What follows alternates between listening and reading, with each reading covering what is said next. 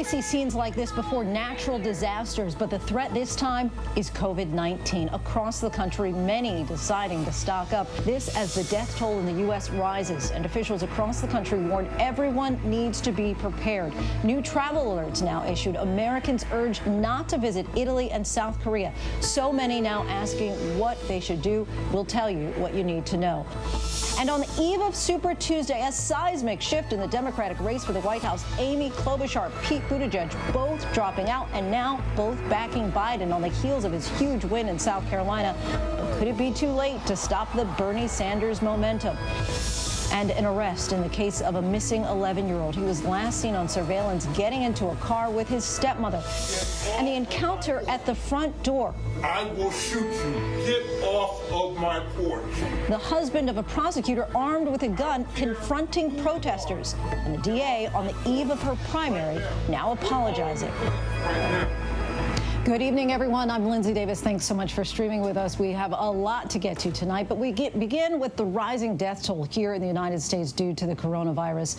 6 people in Washington state are now dead, with King County, where Seattle is located, declaring a state of emergency, revealing it has 14 confirmed cases, many fearing the virus has been circulating there for weeks. Across the country, there are at least 101 confirmed cases of COVID-19. Test kits are being circulated, but there's concern that it's too little too late. With the lack of availability and many patients not showing any symptoms at all, the path of the spread of the virus is uncertain. Testing for a vaccine is now underway in many countries, and while public health officials scramble, so are nervous members of the public. Many spending this past weekend clearing out shelves at their local stores, preparing for shortages and severe disruptions to daily life. We have full coverage of all the different angles, but we begin with the spike in cases here in the U.S. today. Kaylee Hartung leads us off. Tonight, a growing emergency outside Seattle. The death toll from the coronavirus climbing to 6 in Washington state. The risk for all of us of becoming infected will be increasing. 4 of those victims lived at this nursing care facility, now the center of this outbreak. Colleen Mallory's 89-year-old mother, Peggy, who suffers from dementia, is a resident. You know, if she gets sick, she's going to be gone.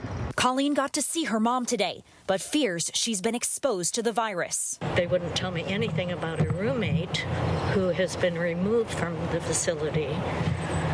And my mom's been in the room with her for all this time. New research suggests the virus has been quietly spreading here for weeks, often by people without symptoms. Across the country, the number of cases climbing to at least 100 across 13 states. Today, Travis Air Force Base in California releasing about 140 passengers from the Diamond Princess cruise ship after weeks in quarantine. But the mayor of San Antonio declaring a state of emergency, moving to block any evacuees quarantined at nearby Laughlin Air Force Base from entering the city. The mayor slamming the CDC for releasing a woman hours before a final test for the virus came back positive. I find it totally unacceptable that CDC would release a patient prior to receiving all test results and potentially expose the public to this harm. We simply cannot have a screw-up like this from our federal partners. That infected person visited a hotel, a mall, and a food court before being put into isolation. New York State hopes to be able to test up to 1,000 people a day after announcing its first case in Manhattan. A 39-year-old healthcare worker who returned from work in Iran is now self-quarantining at her home with her husband. Officials are reaching out to fellow passengers on her flight and her livery cab driver. There is no doubt that there will be more cases where we find people who test positive. We said early on, it wasn't a question of if, but when. This is New York. We're a gateway to the world. The city now disinfecting more schools, buses, and subways. In Rhode Island, this high school is closed and 38 people under quarantine after a student and faculty member tested positive for the virus following a school trip to Italy. And as the virus spreads, Americans from coast to coast taking no chances, braving long lines to stock up on supplies, finding some shelves bare. And Kaylee Hartung joins us now live from that nursing home in Washington, where there's been a lot of activity just recently. Kaylee, what are you learning? Well, Lindsay, just minutes ago, emergency vehicles left this parking lot after loading up one person from this nursing home and putting him or her into an ambulance. It was very similar to a scene we saw last night. Tonight, they moved with great efficiency. You saw personnel getting out of these emergency medical vehicles fully gowned and wearing masks. And of course, after we saw that scene here last night, today we learned there were 3 more people from this Life Care Center who were tested positive for the virus, 2 of whom died. That means of the 6 people who have died in Washington state, 4 of them were residents at Life Care. This nursing home, any nursing home really, such a vulnerable population to be hit with any infectious disease. You think of the revolving door of people coming through a facility like this, the weakened immune systems of the elderly people who are living here. Lindsay, it is the worst kind of perfect storm. Officials in Washington state are preparing for this deadly virus to continue to spread. Yeah, we can hear some of the sirens going in the background there. And Kaylee, officials fear that the virus has been going around the area undetected potentially for weeks. So what's the mood like there? What are you hearing from people? Lindsay, you don't have to go any farther than the closest supermarket to see the fear that this virus is creating. Store shelves emptied out, people stocking up on supplies like antibacterial wipes, water, non-perishable food items, even food for their pets. But I spoke with a woman earlier today whose mother was actually living in this facility, and she described the worry she had for her mother, knowing that she had been very likely exposed to the virus here, and she recognized that after visiting her mother, she too had probably been exposed, but she said she's healthy. That's not who we need to be concerned about. Remember, 80% of these cases are mild, and many people, as you said, very likely spreading this virus without showing symptoms. So the situation is evolving so quickly. We are seeing these numbers stack up. There is fear and concern in this community. But as I said, Washington state and many others across the country really bracing for these numbers to continue to rise. Kaylee Hartung live for us tonight. We appreciate that, Kaylee. Widening out the global scale, the World Health Organization today said the containment of the virus is, quote, feasible and must remain the top priority for all countries. Right now, 80% of cases outside of China are in South Korea, Italy, Iran, and Japan. In South Korea, there are more than 4,200 cases with 22 people dead. And in Iran, at least 66 people have been killed by COVID-19. Schools there remain closed through next week. Travel in and out of these areas has been restricted, and the list of cities that airlines are restricting travel to continues to grow. Our Maggie Rulli has more. Tonight, some of Italy's most famous tourist sites, from Milan to Rome, deserted. The number of coronavirus cases there spiking 120% in the last 48 hours to more than 1,800 cases. Delta and American Airlines now suspending all flights to Milan. This as the U.S. State Department's issuing its highest travel warning for parts of Italy and South Korea. We want to lower the amount of travel to and from the most impacted areas. This is a basic containment strategy. American college students sent home from their studies in Italy, reuniting with their families. Syracuse University student Eli Schwemmler was forced to return from Florence. When arriving in America last Friday, he says there was no screening. I was not stopped or tested for a fever or anything, which kind of surprised me. I figured they'd at least take my temperature, but none of that happened. Tonight, fears rippling across the globe. In Paris, the Louvre shuttering for a second day. Museum workers concerned about exposure. In Japan, a marathon that normally has about 30,000 runners reduced to a few hundred elite competitors. 12 million students shut out of school today. A church in Rome closed after a priest was infected. At his first public appearance in days, the Pope struggling with a cough, addressing the crowd. Admitting he has a cold, he's canceled his next public event, although there is no connection to the virus. And Maggie Rulli joins us now from London. And Maggie, what's the latest on the screening process for international travelers to the U.S.? Well, Lindsay, this is where we're already starting to see such disruptions happening. The travel process. We know that flights are being canceled and postponed and suspended all around the world. Flights leaving the U.S. Many airline carriers are already canceling flights to places like Milan, places in South Korea. As we talked about, the U.S. is already telling all U.S. citizens to avoid any travel to countries like South Korea, countries like Italy. So these are major restrictions being put into place, but we're also seeing it now from the other way. You ask about travelers entering the United States. We're getting some new protocols saying that many travelers from these high-risk countries are going to start getting screened at those countries before they enter the United States. But Lindsay, there's still so many questions about the screening process once they come to America. Many people have reported saying that they came from countries like Italy. We spoke with one student who was sent back from a study abroad program in Italy, and he says that he was never screened when he landed. His temperature was never taken. So there's still this confusion about, what flights are canceled, what the process is really like. The airlines are aware of this. They are starting to offer some cancellation fees to certain countries. We know certain airlines like JetBlue as well as Delta, if you're flying to certain cities in Italy, you can have a waiver for that flight. But again, Lindsay, there's just still so much unknown. And Maggie, of course, we're seeing the number of cases grow across many countries, but it sounds like there's some positive news out of China.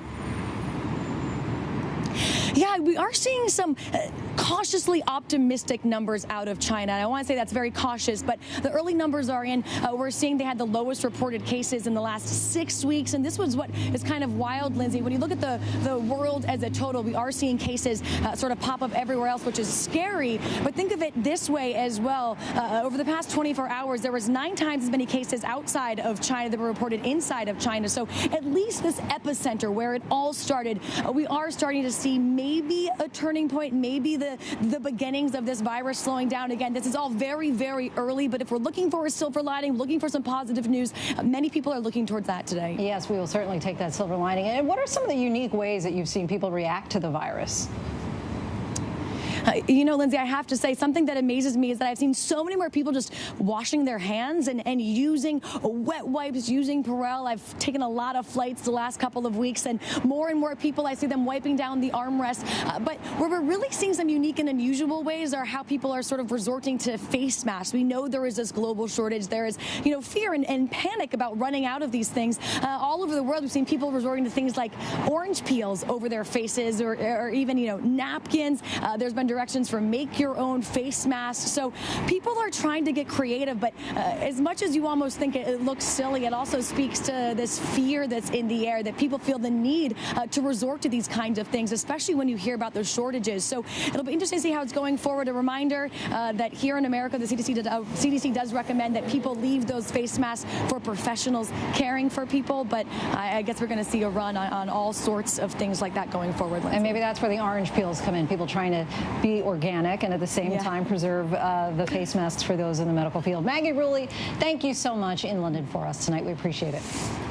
And now to the White House, where President Trump today is once again sounding an optimistic note on the administration's efforts to address the coronavirus outbreak. The president meeting this afternoon with top pharmaceutical executives to discuss how they can accelerate efforts to develop a vaccine and treatments for COVID-19. So let's bring in ABC's Terry Moran from the White House. Good evening to you, Terry. First question to you. The president at times seemed to play down the threat from this outbreak last week. So how has his message changed now that we're seeing more cases and more deaths in the U.S.? Lindsay, it's a big change in tone. Last week, as you point out, when the virus was arriving in the United States, it was clear, the evidence showed, the president went to his tried and tested playbook. He downplayed the threat, kind of happy-talked it. He sweet-talked the markets, and he went after, in mean tweets and at one of his rallies, the Democrats and the media for, in his view, exploiting the virus. And it was the latest hoax, he said, to go after him. Very different now. Meeting with pharmaceutical company chiefs, he was very sober, very serious. And here at the White House, a place where you have not seen regular press briefings in years, Vice President Mike Pence, who's the head of the coronavirus task force, says he will be holding daily briefings here from that podium with the task force. The public health experts are finally stepping forward. And one sign of that, when the vice president was asked a question by a reporter, he said, I'm going to let the experts answer that one. And of course, accurate information is so critical at times like this. There were concerns last week about the administration controlling the flow of information from health officials. Is there still any concern on that front? Well, there is. It's clear that Dr. Anthony Fauci of the CDC and other public health experts who have wide experience in these kinds of matters will be stepping forward, will be the public face of the government's response to this. It will be coordinated through the vice president's office, though. And I think the reason people were concerned, look, there's a benefit to that, so you don't have multiple messages, one message for the public. The question is, would it be politicized? This is an administration which, for a lot of Americans, cannot be trusted in much of its public remarks and public statements. And so the time will tell just how straightforward, how clear, how consistent, even if the news is bad, we will get from the podium here at the White House. Lindsay? Terry Moran at the White House for us. Thanks, Terry. And now I'm joined by two doctors to advise us on what to do to keep from getting sick as we are seeing the coronavirus continue to spread around the United States and the world. Dr. Jennifer Ashton is ABC News' chief medical correspondent, and Dr. Nahid Badalia is an infectious disease physician at Boston University School of Medicine. Dr. Nahid Badalia, I want to start with you. First of all, thank you for joining us tonight. What should people be doing right now to keep themselves and their families healthy? I mean, it seems obvious to wash your hands and sanitize surfaces, but what do you really want people to know? Yeah, I think the most important piece of news for me this week was Dr. Tony Fauci from NIH saying earlier that we are going to see more cases because we've increased our ability to test for them. Most states have the ability or are on their way to getting that. But we also broadened the way that we test for this disease, which means even if there were cases before, we're going to detect them now. And so it's not so much that they occurred over the last week, but to expect that we will see this. And I think it's important to stress that because I think when you hear about new cases, people are getting into this phase of panic, which I think is not as helpful because we know what this disease is and we know how it's transmitted. And in fact, as you mentioned from the type of interventions that you just said, the way that we protect from this disease is very similar to how we protect ourselves from other infectious diseases in our community, like norovirus or influenza. It's ensuring not only that we wash our hands, but we do it in a thorough and mindful manner. Not only that we decontaminate, but we look for places, where there might be a lot of, frequency of people touching and ensuring that we disinfect that, keeping our distance from people who might be sick, but also staying home if we ourselves are sick. I mean, that's a good place to start, I think, in terms of interventions.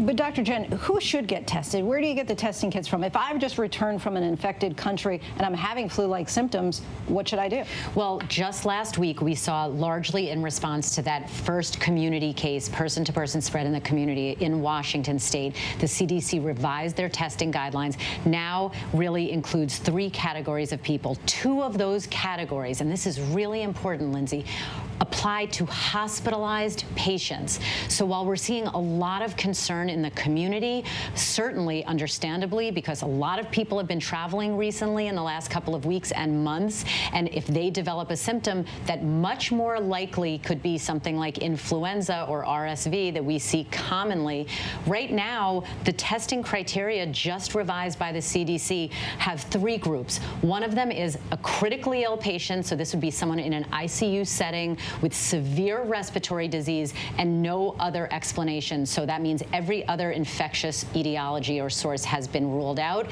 Doctors are completely mystified. That person is a candidate for testing. The other category is a patient who has recently traveled to one of the 5 affected countries, and right now it's just 5 countries in the last 2 weeks, and has fever and or symptoms of lower respiratory disease, so cough, pneumonia-like symptoms, hospitalized. And then the third category is someone who has known contact with someone who's had coronavirus in the last 2 weeks and has either a fever or signs or symptoms of pneumonia, so things like a cough. If you're not in that category, meaning if you're home, you just develop a sore throat, even if you've just gotten off a plane from Italy, you are not meeting criteria for CDC testing, and that's important for people to know. And Nahid, we've seen obviously more cases in the U.S. this week, but you say that that's because more people are getting tested. So is that actually a good sign that we're improving our diagnosis methods? Yes, I think it is. I think it's going to serve both in terms of detecting any new cases, but really giving us a better sense of how many cases, if there are a small number of cases, that's great. Then we know where to invest our energy. The one other thing that I wanted to say is that as the number increases, whether it's small or large, I think that people will want more information. As you've already seen, there's this thirst for more information, and I cannot stress enough the importance of going to dependable sources like the CDC website or the World Health Organization website.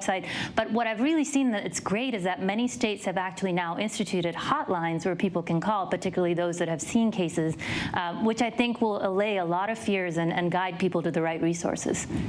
When this first was an epidemic and problematic in China, we saw immediately President Trump stop flights coming in and out.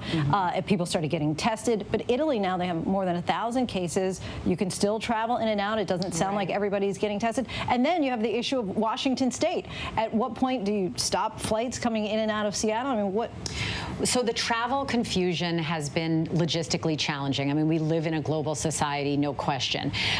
When you look at the 4 steps of controlling an infectious disease outbreak, the first is identify your pathogen. So this is potentially what we call a high impact respiratory pathogen because it's highly transmissible, but looks to be low risk of death, which is good news. And we expect that number to even go down further as we get a better grasp on how many people are truly infected. Then the next step, Lindsay, in controlling an outbreak is to isolate it. That's the containment phase. So if you have flights coming from known other countries of affected areas, hotspots, if you will, South Korea, Italy, bringing hundreds and thousands of people into the United States every day for the last 1 to 2 months, it's to be expected that there are people who may have no symptoms at all or very, very mild symptoms, so mild, in fact, that they might not even seek medical attention, circulating around every part of this country. And that's not meant to scare people. That's a reality. And I actually think from a medical standpoint, it should be reassuring because that means,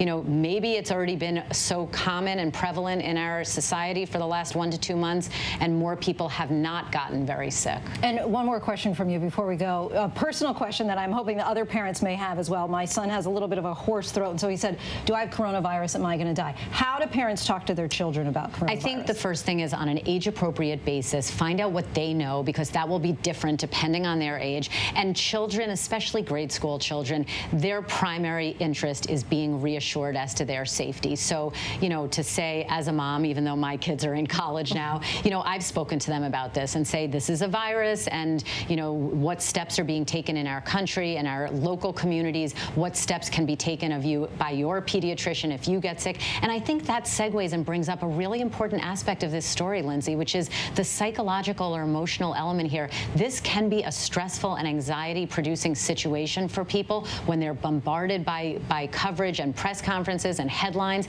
And I think that what's really important when politicians or elected officials have to communicate sensitive medical information like this that they might not be that familiar with or used to doing, sometimes when you say to someone, don't panic, that can be interpreted as being dismissive or even insulting and actually causing them to panic more, even though that's not the intention. So I think both children and the public needs to hear the following.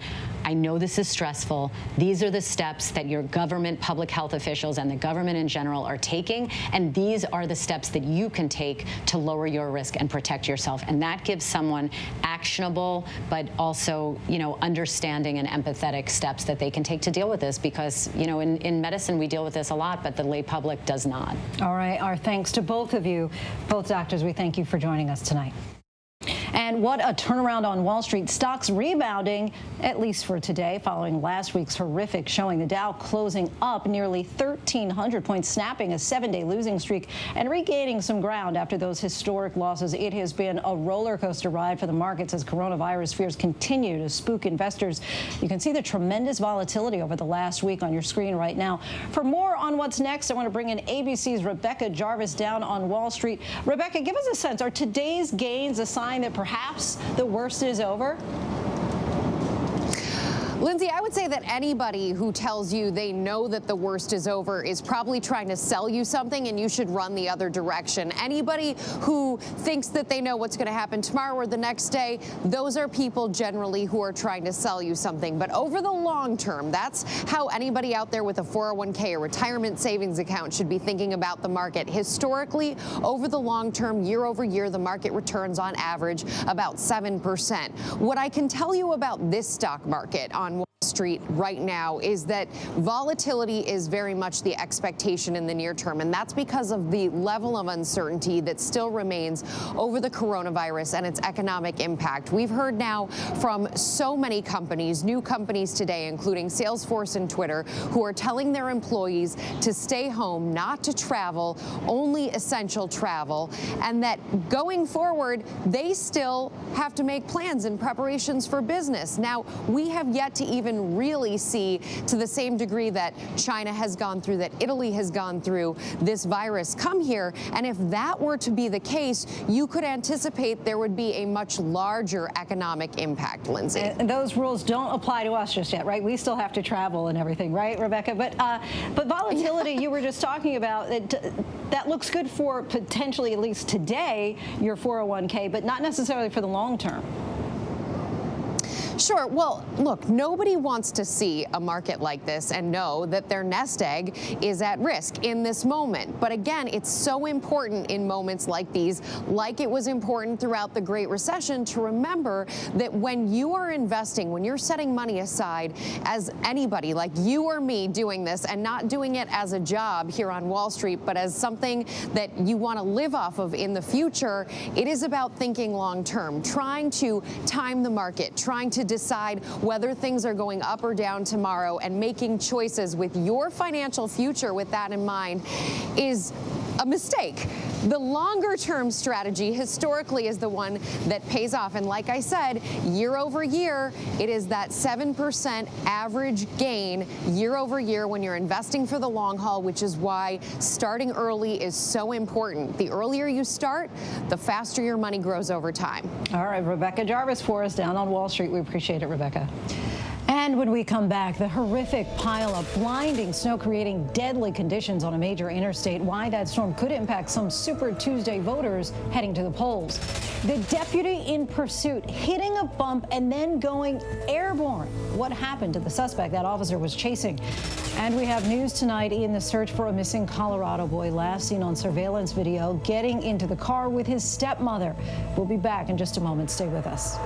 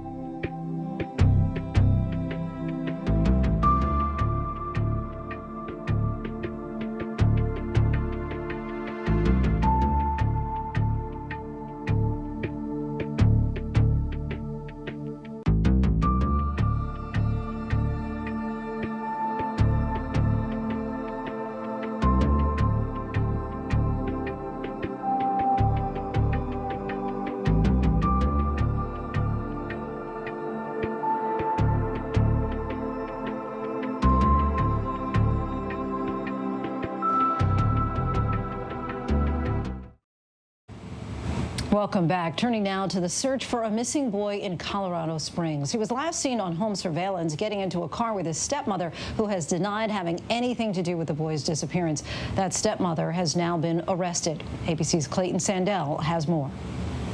Exactly 5 weeks after Gannon Stauch vanished, investigators breaking the news to his mother that her 11-year-old is not coming home. Obviously, we know what the worst news is, but the best news is that justice will be served.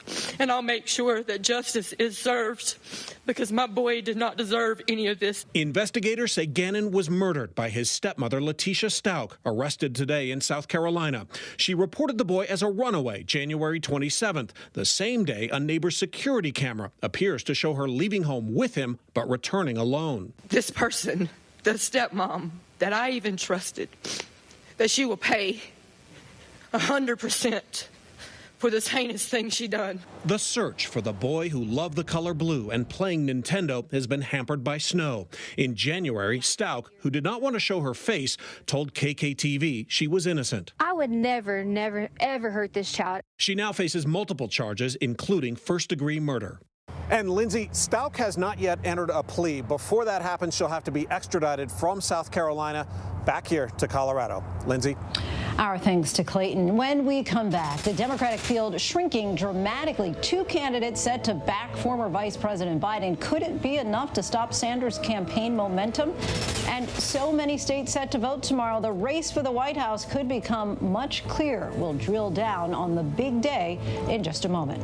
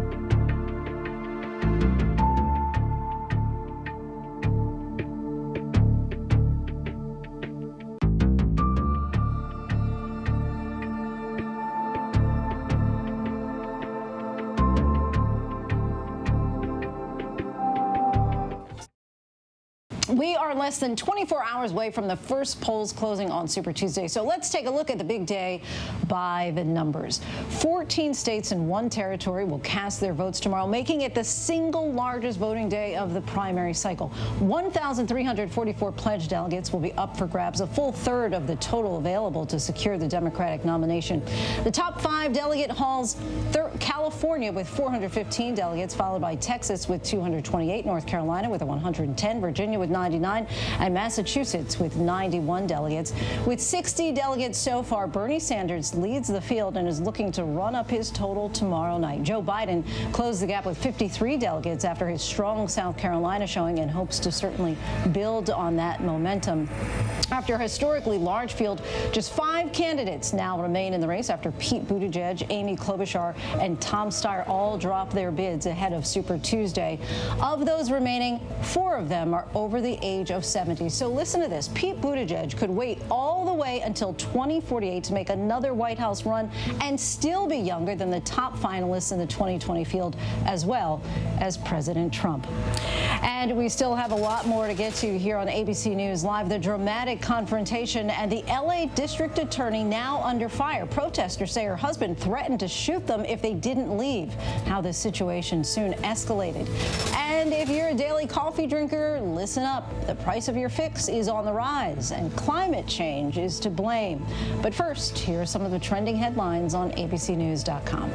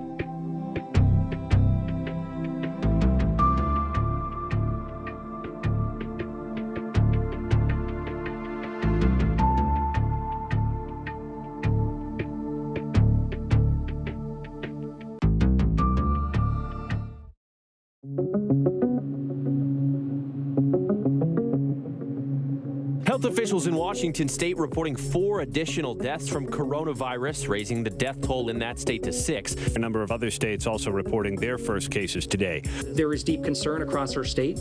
We all need to be calm, cool, and collected. Efforts to contain the virus continue to ramp up. New York State now the first in the country to develop its own testing methods. The federal government's now allowing us to test is a very big deal. In the midst of the fight to contain the spread, President Trump says he's asking drug makers to increase their focus on the development of a vaccine. Well, we've asked them to accelerate whatever they're doing in terms of a vaccine.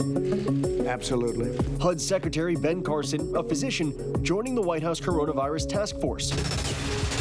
Another Democrat dropping out of the presidential race, Senator Amy Klobuchar, suspending her campaign. Klobuchar is expected to fly to Dallas and endorse Biden at his rally tonight. Following Pete Buttigieg, who suspended his campaign Sunday night. I will no longer seek to be the 2020 Democratic nominee for president, but I will do everything in my power to ensure that we have a new Democratic president come January. Another Democratic presidential candidate making his first appearance on the 2020 primary ballot tomorrow. Former New York City Mayor Michael Bloomberg's been focused on Super Tuesday. I've won 3 elections so far. I don't plan to start losing now.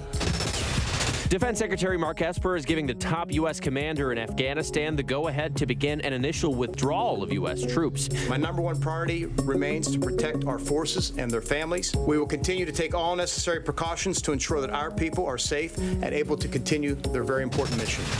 The stepmother of Gannon Stauch, Letitia Stauch, arrested today in Myrtle Beach, South Carolina. The stepmom that I even trusted, that she will pay 100% for this heinous thing she done. And so we have some breaking news to report. Joe Biden is holding a rally in Dallas. Pete Buttigieg endorsed him earlier this evening, and now former rival Amy Klobuchar is joining him on the stage. Let's go there live.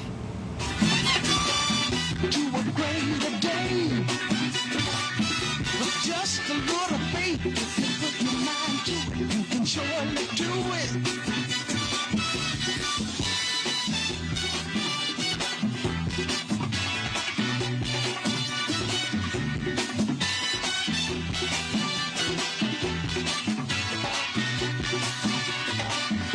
Just move on up. Move on up. Okay, you see Amy Klobuchar with her husband, Jill Biden, and Joe Biden just arriving, approaching the podium there after greeting several fans with lots of waves.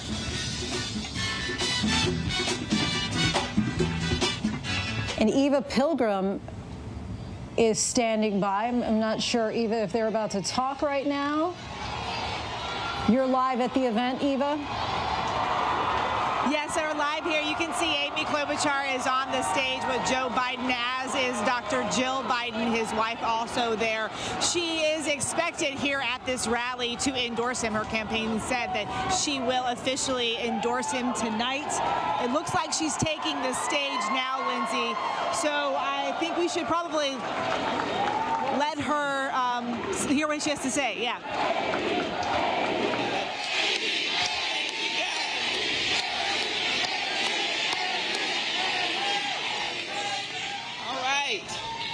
Wow, thank you. Unbelievable.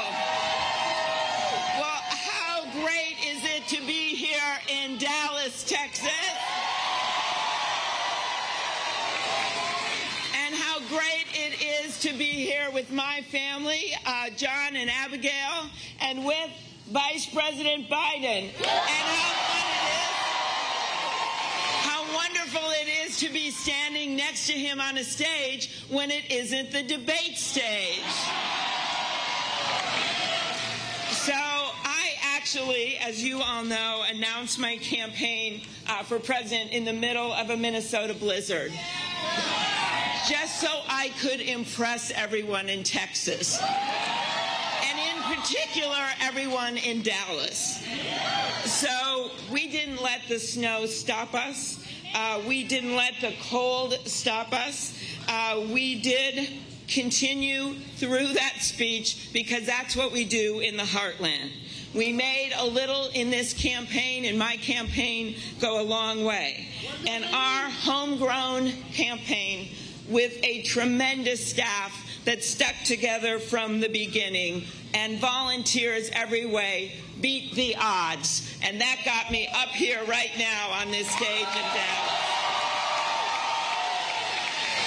And the most amazing thing was getting to know so many people across the country. And I know the Vice President knows this as well. The Vietnam vet who sobbed as he talked about losing his son to mental illness. The rancher who had voted for Donald Trump, but after he saw him give a speech in front of that sacred wall with the CIA stars of those that lost their lives in the line of duty, decided he wasn't going to do it again. The immigrant mom who told me she works 2 jobs, all for her kids. And through it all, I said to them, and I believe this now standing with the Vice President, if you feel tired of the noise and the nonsense in our politics, and if you are tired of the extremes, you have a home with me. And I think you know you have a home with Joe Biden.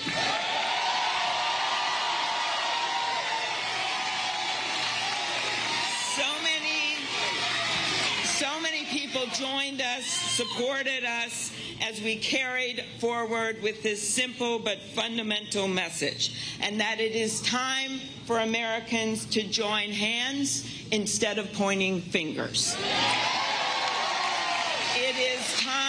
It is time to turn back the division and the hate and the exclusion and the bitterness. And it is time to work together, to lift up those who are left out and to bring people with us instead of shoving them away. I believe, and it's the reason I'm up here, that we are never going to outdivide the divider in chief. We must, as Americans, dream bigger than that. We have to be better than that. Because if we spend the next 4 months dividing our party and going at each other, we will spend the next 4 years watching Donald Trump tear apart this country.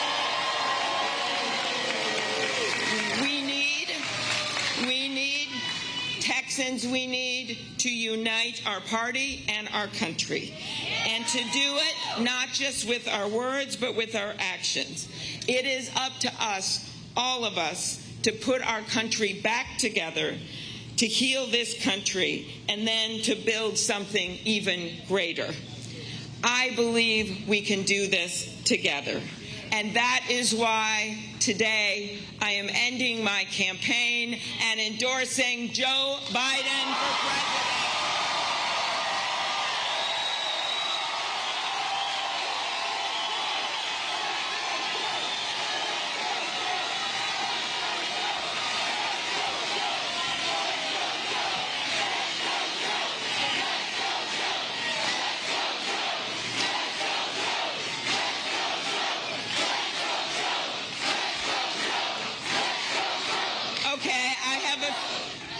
A few other things to say. Joe Biden has dedicated his life to fighting for people, not for the rich and the powerful, but for the mom, for the farmer, for the dreamer, for the builder, for the veteran. He can bring our country together and build that coalition of our fired up Democratic base, and it is fired up, as well as independents and moderate Republicans, because we do not, in our party, want to just eke by a victory. We want to win big, and Joe Biden can do that.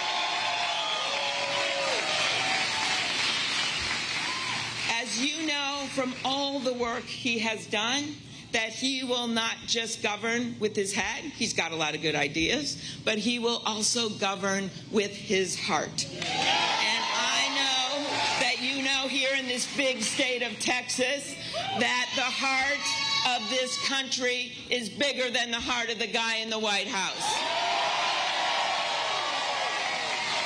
It is time, America, for a president that understands that service is not about self-interest. It is about sacrifice. It is time for a president that represents all of America, including people in the middle of this country, at a time when we see people in extremes that are trying to drown out people. And most of all, it is time, and this is what I feel so strongly about, it is time for a president that will bring decency and dignity back to the White House.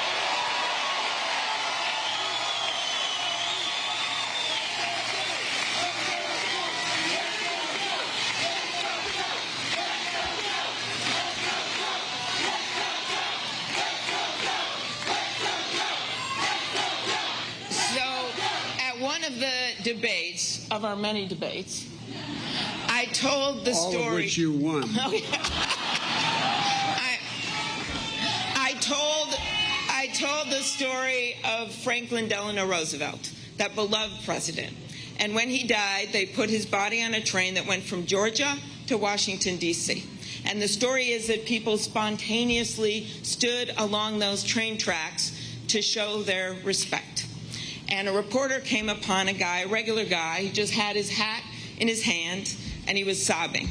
And the reporter said to him, "Sir, do you mind me asking, did you know President Roosevelt?" And the guy says, "No." I didn't know the president, but he knew me. He knew me.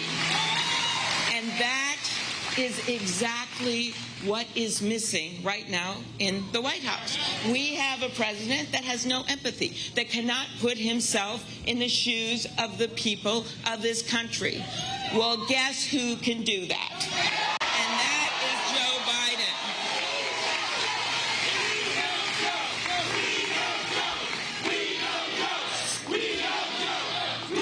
So,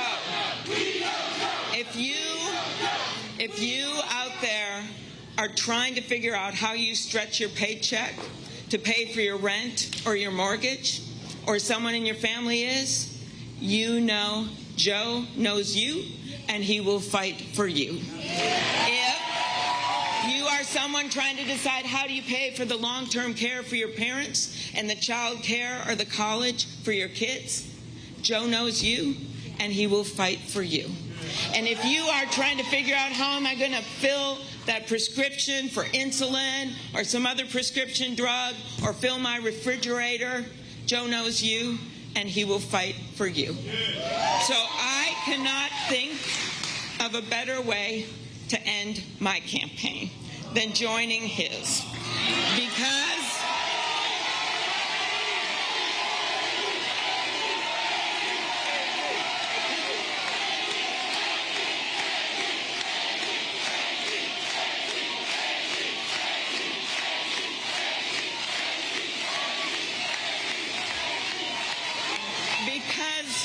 America, you gave an opportunity to the granddaughter of an iron ore miner, to the daughter of a teacher and a newspaper man. You gave me, Minnesota, the opportunity to be the first woman elected to the U.S. Senate from the state of Minnesota.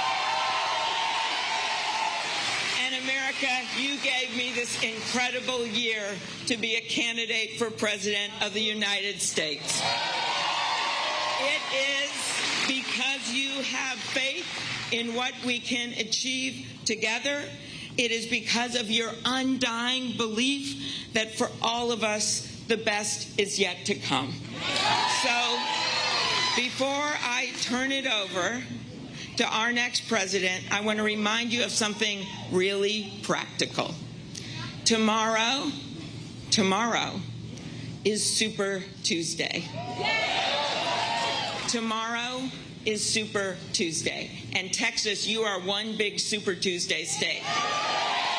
But there are 14 Super Tuesday states, including my home state of Minnesota. So what I want all of you to do is vote for Joe. Vote for decency, vote for dignity, vote for a heart for our country. That is what he will bring to the White House. And with that, I give you the next President of the United States, Joe Biden.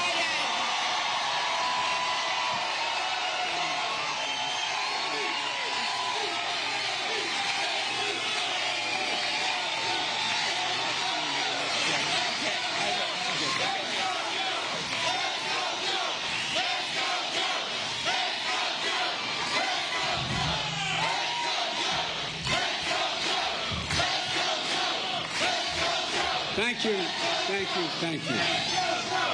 Well, hello, Dallas.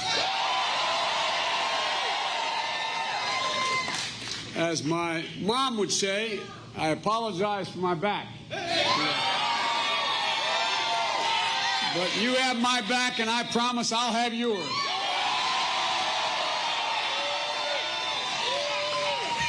Folks, Amy, thank you, thank you, thank you. You know, I want to make clear something.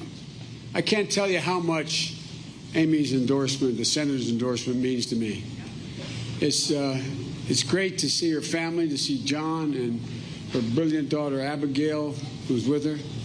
And from the moment Amy Klobuchar announced for president in that snowstorm, it wasn't hard to see she had the grit and determination to do anything she set her mind to.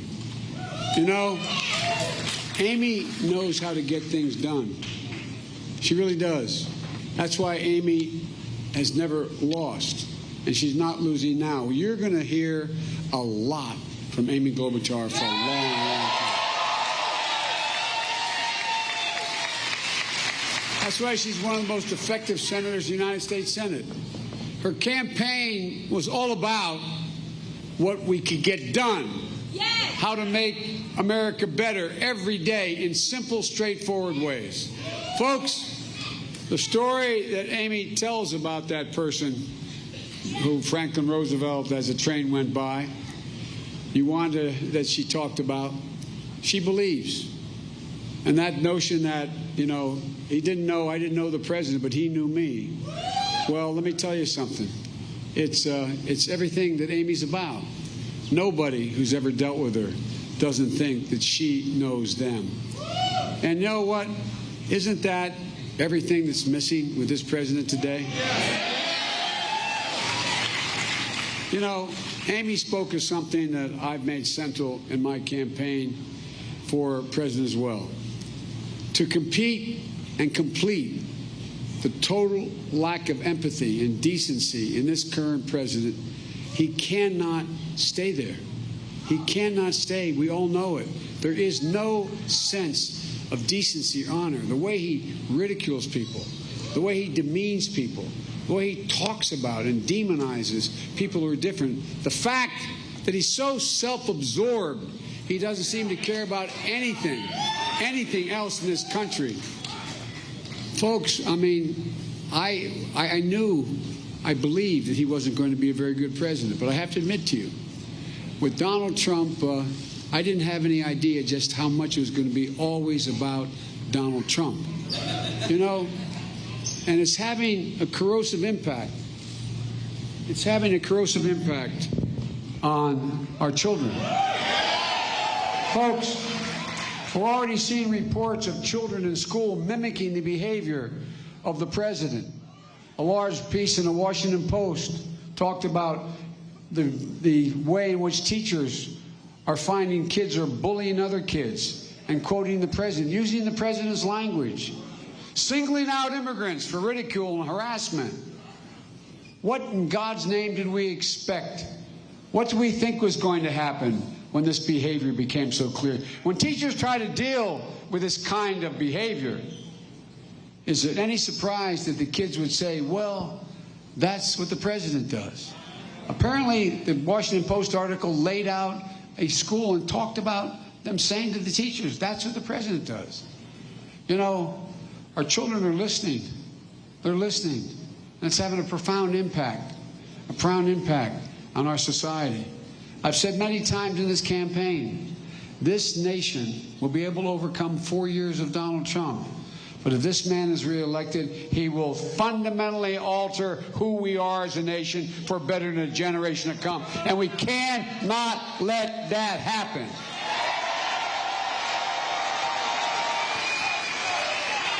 So, Amy, thank you for being here tonight. Thank you for your friendship, and thank you for your support. I want to also thank you for the voice you're going to supply in this race. Thank you for your endorsement. I'm truly honored to have it. And folks, I wasn't joking. Amy won all the debates. And I'm sure glad I wasn't on stage debating you again, Amy. Folks, just a few days ago, the press and the pundits declared this campaign dead. But South Carolina had something to say about it. And tomorrow, Texas and Minnesota and the rest of Super Tuesday states, you're going to have a lot to say about it. And when you do, we'll be on our way to defeating Donald Trump in a second term. And my message to everyone, every person who's been knocked down, counted out, left behind, this is your campaign. We need you. We want you. And there's a place in this campaign for you, so join us. Go to JoeBiden.com, sign up, volunteer, contribute if you can. We need you, and we are going to do this. Look, the decisions the Democratic Party will make all across this country tomorrow on Democratic voters in the next few weeks are going to determine what this party stands for, what we believe, and what we will be able to get done. If Democrats want a nominee to beat Donald Trump, keep Nancy Pelosi Speaker of the House, making sure we take back the United States Senate and the Texas State Legislature, then join us. If Democrats want to name a nominee who will build on Obamacare, not scrap it, take on the NRA and the gun manufacturers, protect our children, well, stand up for the middle class, not raise their taxes and make promises that can't be kept, then join us. And if Democrats want a nominee who's a Democrat, a lifelong Democrat, a proud Democrat, an Obama-Biden Democrat, then join us. We can either win big or lose big. That's a choice. We need to build a coalition and a legacy of one of the most successful presidents of our lifetime, Barack Obama. And we'll do this by bringing the country together. That's what has united Amy and me all along. The idea we have to unite this country. Remember how we were both made fun of by our opposition, saying we're going to unite the country, say it can't be done. We refuse to accept the notion that there'll be a constant war, that Republicans are our enemies, they're our opposition. Look, folks, this time we got to bring around everybody, every race, ethnicity, gender, disabilities, or economic situation. Democrats, Republicans, independents of every stripe. And that's why I'm so excited about Amy's endorsement of our campaign. She shares that view. And Mayor Pete, who endorsed our campaign earlier, thank him as well. In all, we now have over 1,500 endorsements, including 36 congressmen, mayors, elected officials are joining the campaign in just the last 2 days. Look, most Americans don't want the promise of a revolution. They want results. They want a revival of decency, honor, and character. They want to give all Americans access to real opportunity, to have affordable and available health care for all Americans, an environment that's clean air and clean water, an education system that funds our schools, pays our teachers a decent wage, makes community college free, and deals with the overwhelming burden debt. Folks, we can do this and pay for it. The nation where we stand up and beat the NRA and reform the criminal justice system. And mobilize the world against climate change, the whole world. A nation where we live our values, embrace immigrants and refugees, asylum seekers, not slam the door in the face of those fleeing persecution, violence, and oppression. That's what's made America. Folks, 24 out of every 100 students in school is Latino. It's in our overwhelming interest. They'll make us better if we invest. Look, folks, a nation that provides a path to citizenship for 11 million who are enriching our communities every single day. An economy that rewards work, not just wealth. My dad used to have an expression, he said, Joey, a job's about a lot more than a paycheck. It's about decency, about respect. It's about being able to look yourself in the mirror and know what's going on. It's about being able to look your children. I swear to God, this is what he would say. It's about being able to look your child in the eye and say, honey, everything's going to be okay. American people aren't asking for anything other than a chance, an even chance. And they're being denied that. This is about your place in the community, you say. It's about all our families, all our communities. Look, Amy and I look at everything from the prism of how it affects you. There goes Trump. Anyway. The prism of how it affects you, your family, your community, all our communities. Folks, it's simple. That's why I'm a Democrat. That's why I got involved in the first place. This election isn't a battle for the soul of the Democratic Party, but it is a battle for the soul of America. And in the most perilous moment we've faced in anyone's lifetime here, winning means uniting America, not sowing more division and anger. It means not only fighting as president, but a president who will heal the country. The country has to be healed. We've got to beat Donald Trump and the Republican Party, but we can't become like them. We can't become like them. We've got to heal the divisions, repair our democracies. And I am absolutely confident, not only Democrats, but independents and Republican voters know we have to heal this country. And once again, fight for the proposition, as corny as it sounds, that we hold these truths to be self-evident, that all men and women are created equal, endowed by their Creator with certain inalienable rights. Folks, that's the uniqueness of America. We're based on an idea. We've never fully lived up to it, but we've never before walked away from it like this president has. I believe with every fiber of my being, what we've done in every generation is further open the aperture for conclusion, inclusion, making sure that people have a shot. Look, I want to recognize 3 people who have dedicated their careers to fighting for more perfect union. Colin Allard, he flipped this district, helped take back the House in 2016.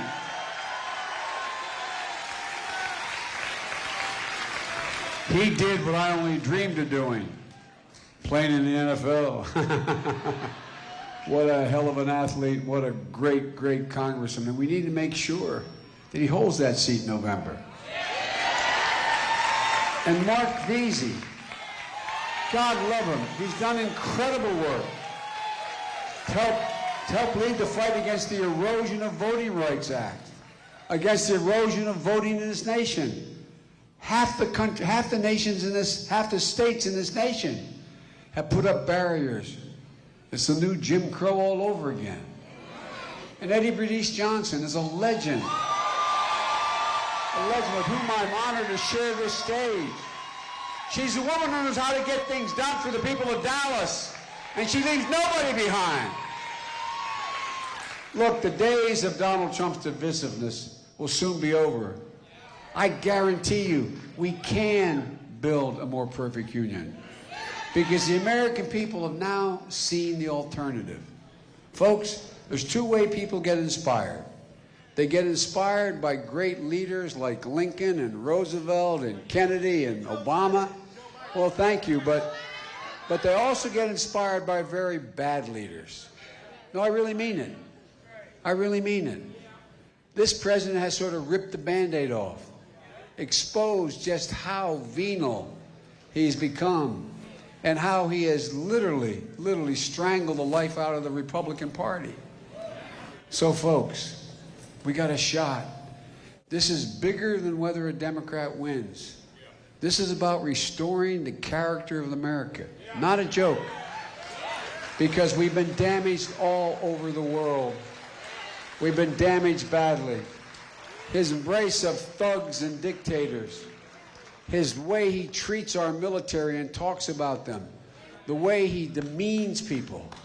Ladies and gentlemen at home, he's never done anything other than seek division. So, folks, it's time to get back up. We're decent, we're brave, we're resilient people, and we can believe again. We are better than this moment, we are better than this president, and so get up. Let's take back this country. We're the United States of America, and there's not a single thing we cannot do if we do it together. God bless you all, and may God protect our troops.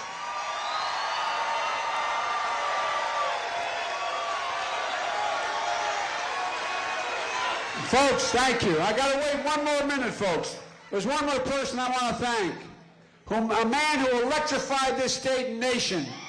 One of the most incredible runs of the United States Senate we have ever seen here in this state. A man who demonstrated enormous compassion and courage in the wake of the shooting in El Paso. A man with unlimited future. A man who will be changing this nation for the better for many years to come. Ladies and gentlemen, Beto O'Rourke. And his wife, Amy.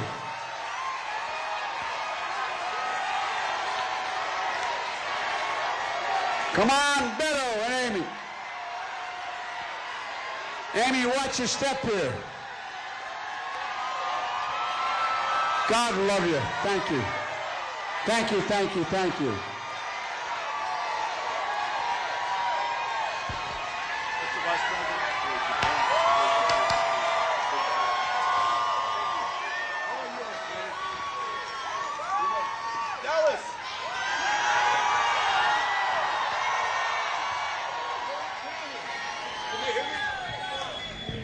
Dallas,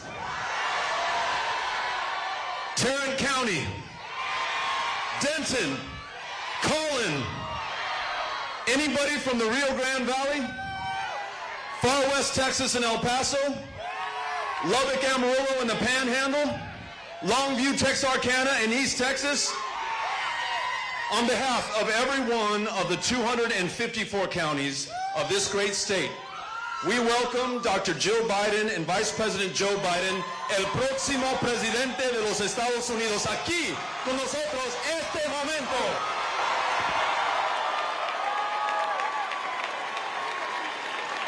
Ladies and gentlemen,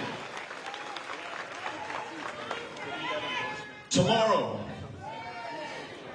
March 3rd, 2020, I will be casting my ballot for Joe Biden.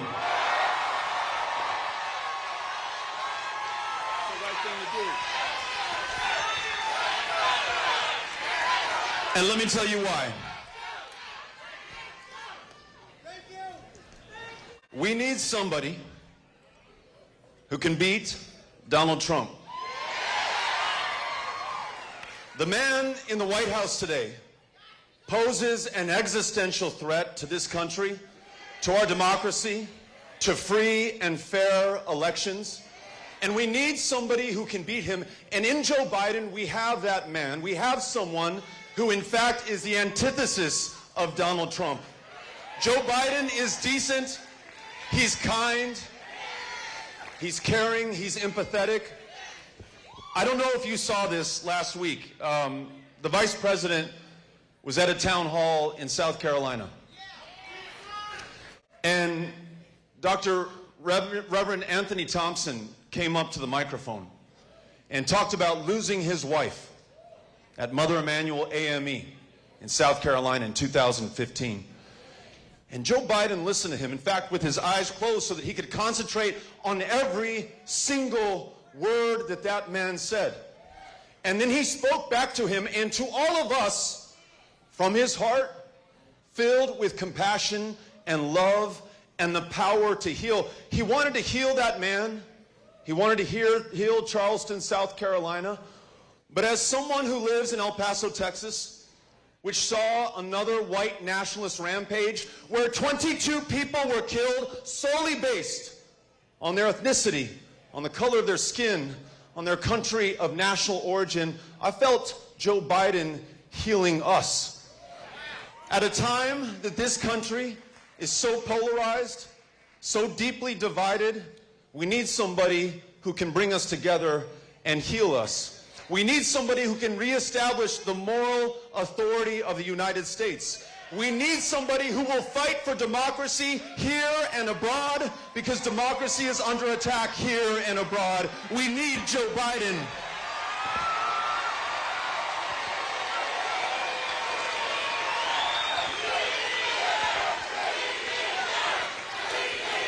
And Mr. Vice President, I have traveled to each one of the 254 counties of Texas.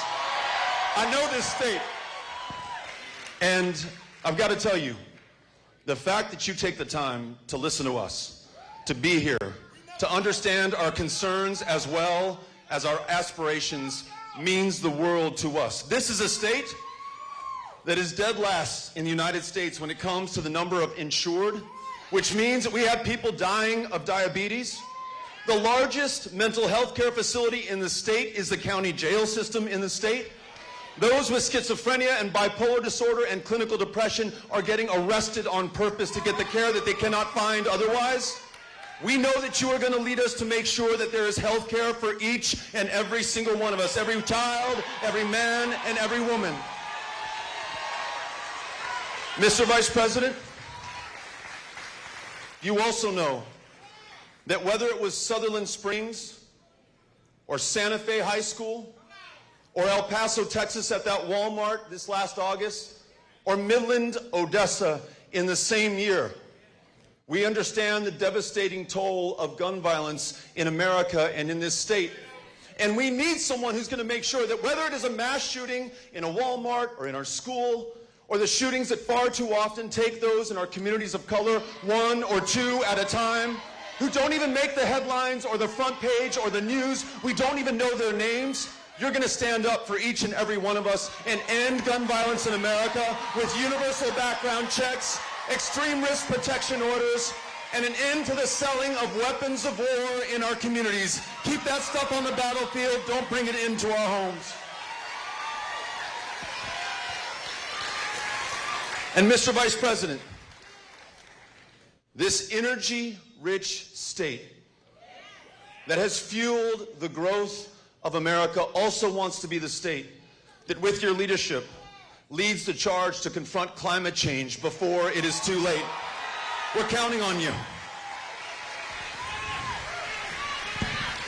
You pull it out.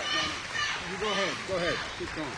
Y por último, in 2018, all of us, a lot of good people who are here on the stage, out there, throughout the state, ran the greatest grassroots campaign Texas had ever seen.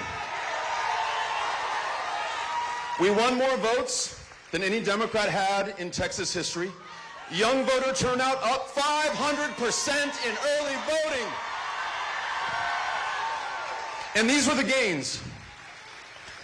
12 new members of the State House, all Democrats replacing Republicans. 2 new members of Congress, including the all-time great Colin Allred right here in this community.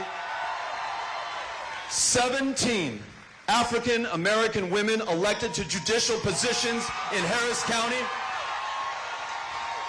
Now is the time to finish the job, make sure that we win the 9 seats that we lack to take control of the State House for the first time in 20 years, end the racist gerrymandering in Texas, and move forward on the issues we care most about.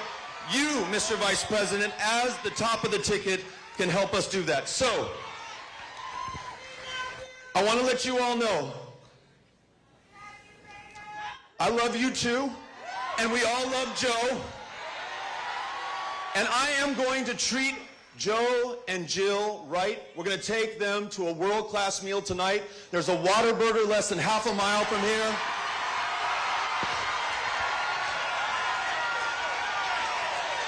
But first, make this one promise.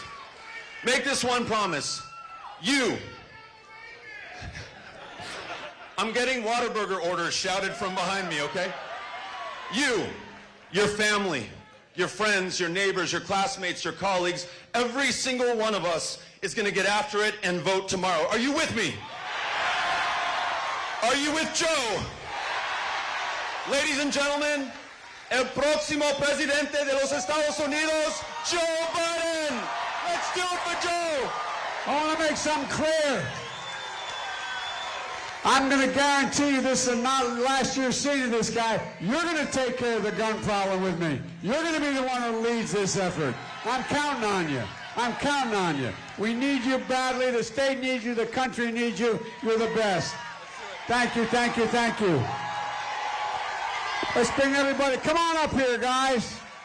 Let's get the whole team. Watch out on, you don't fall off the stage here. Great to see you, man. Come on up. Beto, Amy, come on out here. Let me move this out of the way here. Watch out where you're standing.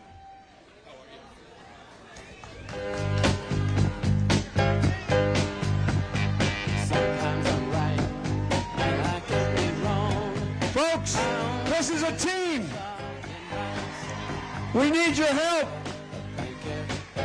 God bless you all, and may God, as I said, protect our troops. Thank you, thank you, thank you, thank you, thank you, thank you. I'm going for Whataburger right now.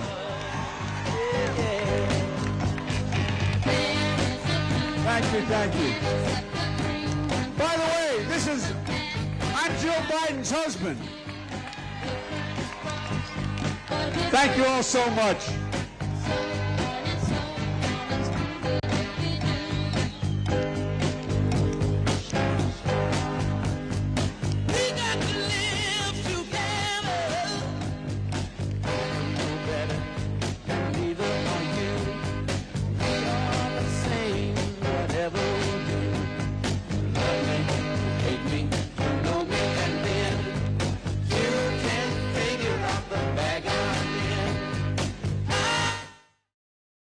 You were just watching that live rally. Senator Amy Klobuchar joining former Vice President Joe Biden. She, of course, dropped out of the race today, and as you saw now, is now backing his bid. She joins Pete Buttigieg, who earlier this evening also endorsed Biden. Stay tuned to ABC News Live for more context and analysis of the day's top stories. I'm Lindsay Davis. We'll be back with a full wrap-up of all these major political developments. Thanks so much for streaming with us. Good night.